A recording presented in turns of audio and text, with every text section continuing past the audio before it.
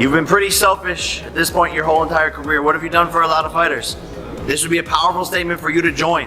So stop it. Stop running. Stop hiding. Stop being selfish. We need all the help we can get in making this union.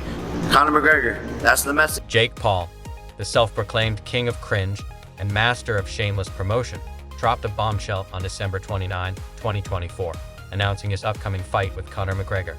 This former YouTuber turned boxer aims to make history, but instead, he risks further dragging boxing's already fragile reputation into the mud with yet another circus-like spectacle. Conor, you're saying the interest is low for the fight. The interest is low and I don't know. I don't understand.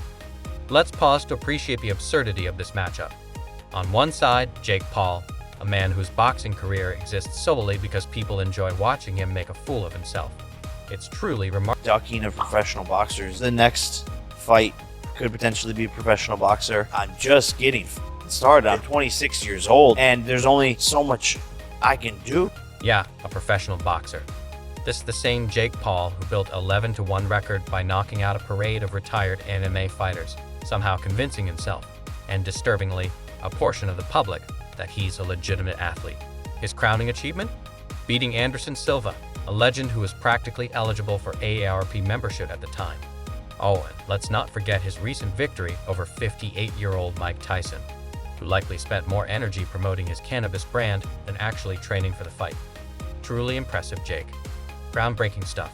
In terms of like face-off views, this is, in my mind, the biggest fight the world will ever see. They know that it's just like hard to handle for them because they've been like in the spotlight.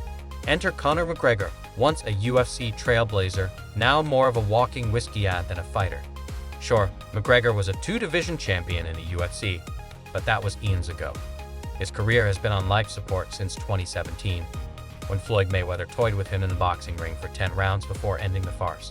Since then, McGregor's fighting career has been as consistent as Jake Paul's humility, non-existent. Between promoting Proper 12 and posting thirst traps on Instagram, the man's been more focused on selling booze than throwing punches.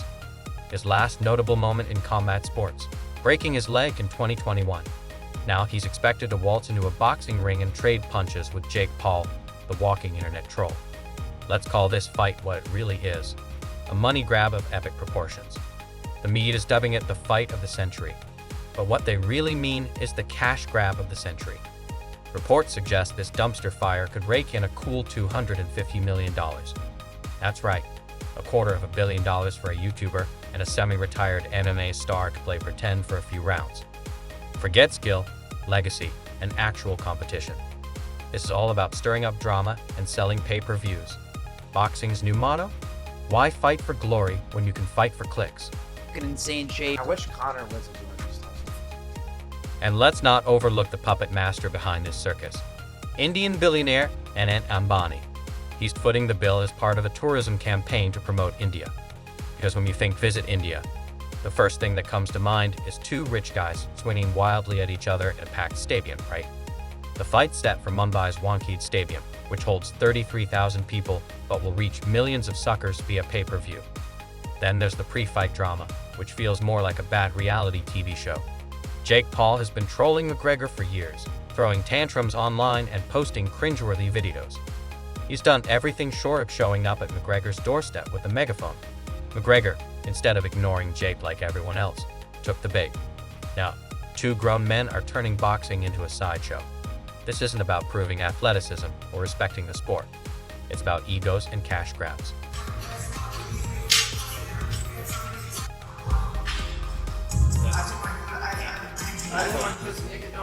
Jake Paul claims he's taking this fight seriously, which of course he does.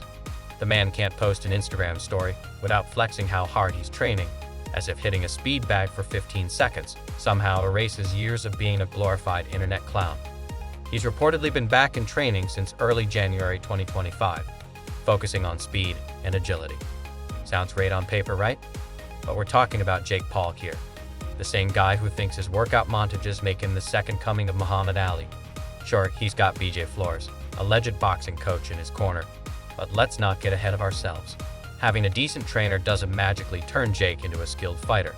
His real talent lies in convincing people he's an athlete while skillfully avoiding any real threats in the ring.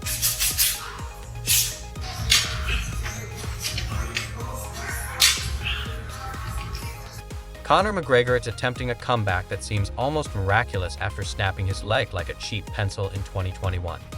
Credit where it's due, McGregor has put in the work, spending years in rehab and now trying to adapt his MMA skills to boxing rules.